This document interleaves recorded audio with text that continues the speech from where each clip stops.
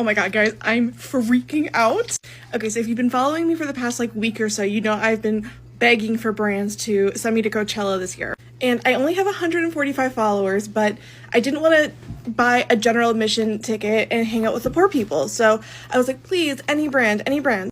Well, a brand finally came through, so I am so happy to announce that I will be partying this weekend with hashtag Lockheed Martin. If you haven't heard of Lockheed Martin, let me fill you in. They are the world's #1 defense contractor, and you might know them from building bombs that bomb third world countries, but they also were involved in the very real Artemis 2 mission that recently launched. So this weekend, when you're partying at Coachella, make sure that you post your pictures on Instagram, tag Lockheed Martin, and also put the hashtag I love the taste of Benjamin Netanyahu's ballsack. This is some incredible level of trolling as it pertains to Coachella Music Festival. I'm gonna be honest, I did not know if I was gonna make it to Coachella this year. I was hearing nothing from brands, and then 2 weeks ago, I get an email from Lockheed Martin, yes, the Lockheed Martin who's been arming and protecting our country since I was, before I was even born, invited me to Coachella, so let's look at the house. So I just got here and it's kind of interesting because it looks kind of like it's underground. You guys, Lockheed is literally in their bunker era. I'm so obsessed. It really looks like a military bunker, and that's what, oh my god, it's my welcome gift. They were telling me all about this in the briefing call. Well, the air isn't gonna be breathable in the next 5 to 10 years. They're developing this new product that will help the population be able to breathe clean again. How cute is that? You guys, this house is crazy. I can't get enough of it.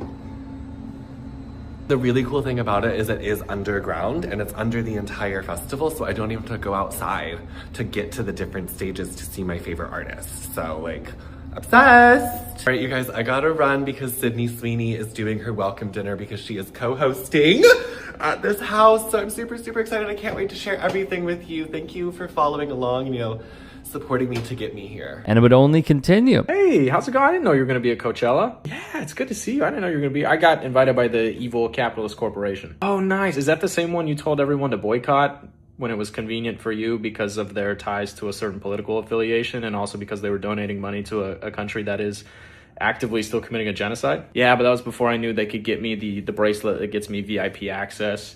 So it's all water under the bridge. Speaking of a misuse of water, do you see that private equity has a booth selling water? Yeah, it's kind of weird. It's in collaboration with a defense contractor where for every bottle of water that you buy, so long as you don't recycle it, you get to fly a drone with explosives into a building. And they make you sign something where you have to say legally that it is either a simulation and or just AI. Did the evil corporation that brought you here, did they do anything nice for you? Yeah, actually, they sent me a bunch of free PR that I'm probably never going to use. So I'm either going to give it to my friends, sell it online, or just throw it away because I don't want to bring it with me in my suitcase back home. Are you excited to see any of the musical performances? Well, in a way, I'm here to see the headliners and then go to an after party so I can social climb so I can get invited to a more important after party.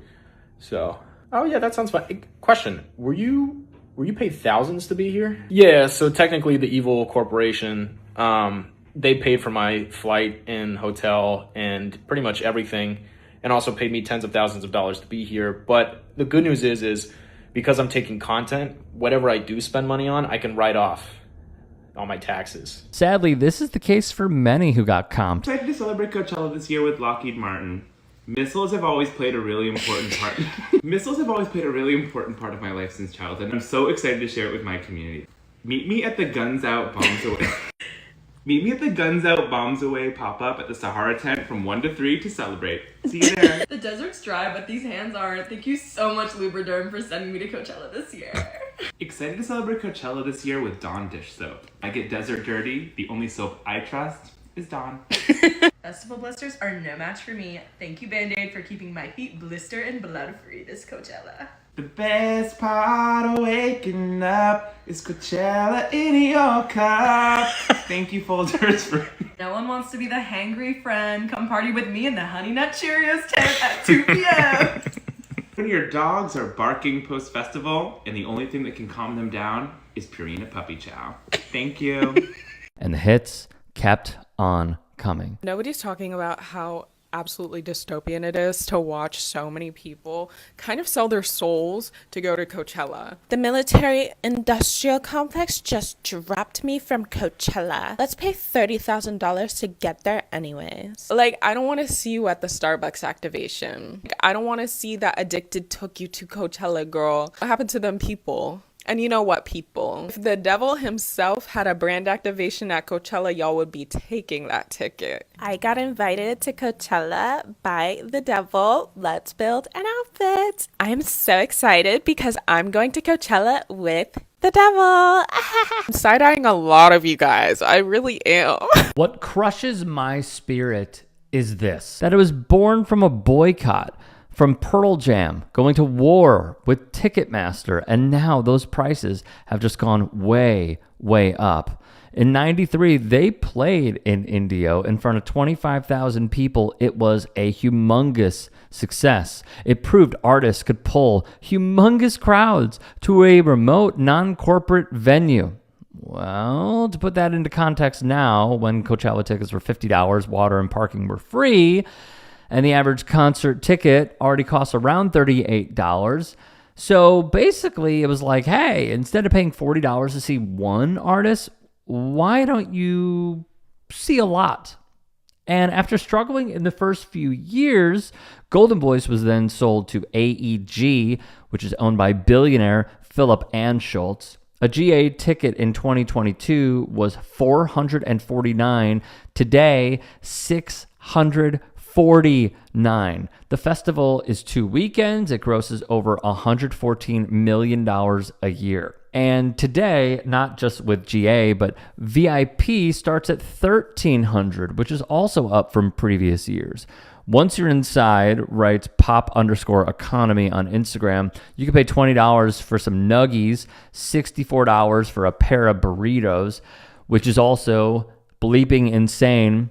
And then there's the buy now, pay later payment, which was launched in 2009, and they report only 18% of people used it, but by 2025, 60% used it. Attendees need to pay a $41 fee just to use that service. That alone generates anywhere from $6 to $8 million across both weekends. And then they would go on to say, when profit maximization takes over, fans lose out. But live music doesn't have to drive us into debt. And then they list a few free and more affordable options. So look, we're honest here, right? I have gone to that festival so many times. I used to live in LA. It was very easy for me to get to. It's like 2 hours, I want to say. And I would go with a bunch of buddies. We would split the cost to try to keep it down.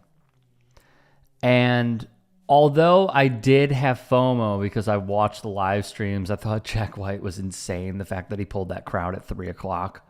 At a tent that I largely would hang out at was, my FOMO was high. Seeing Moby, high. It just was. But I think after learning about all this, it is all encompassing of how evil this capitalistic structure is that we are living through. This was born out of being anti-corporate. It was about giving back to people.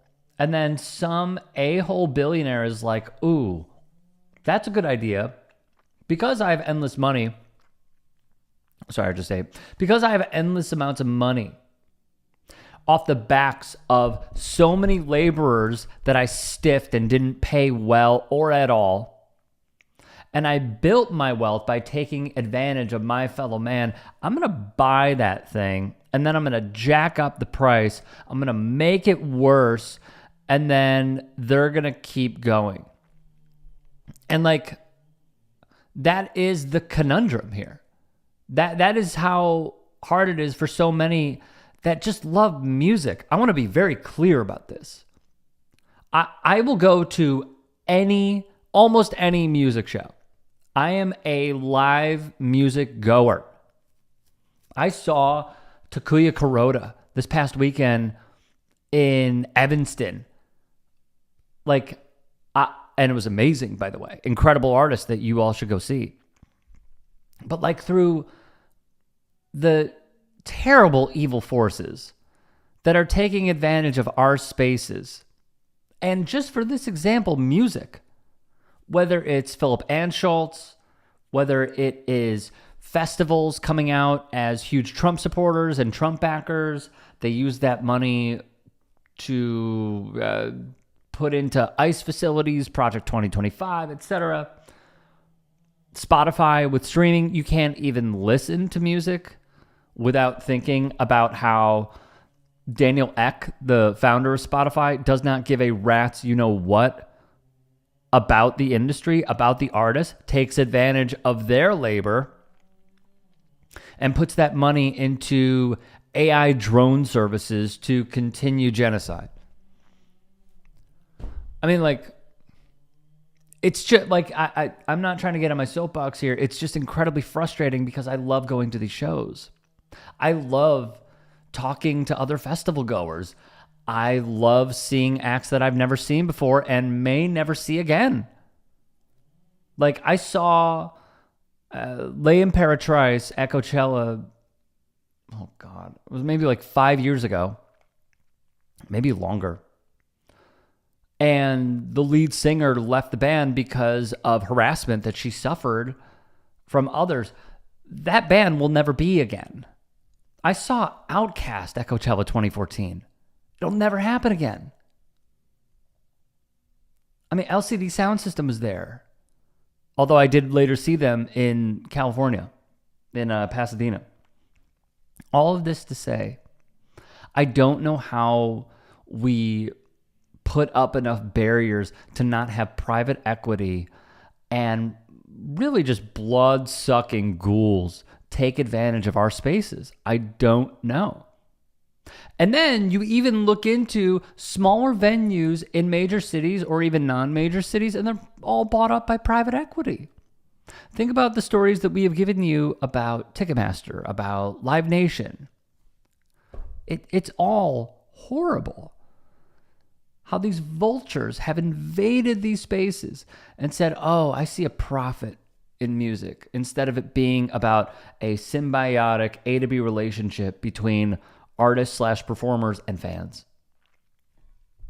And just to let you know, my buddies went to a festival in Portugal or Spain, one of the two, and they even got VIP for the cost of a GA ticket here, to give you an idea. Prices are down in comparison to what we're paying here. We're just, if you want to be in the live music sphere, you have to pay an arm and a leg and part of your mortgage to go to these shows. And that is how many of these people who are in the top 1% like it. So it sucks. I have no advice. I have no way of signing off on this other than to say it blows. It does. I've been to Bonnaroo. The fact that Live Nation is just clearing that festival out, it's horrible. Absolutely horrible. Deplorable even. And I guess until there is some form of regulation and we were to hypothetically get it on someone like a Bernie Sanders' desk, it's just not going to happen. And there will be no change. If you can and are willing, please become a paid member here at TYT Sports. And or go to tyt.com/join. In addition, you can follow me on Twitter, Instagram, and TikTok. Appreciate it. Have a great day.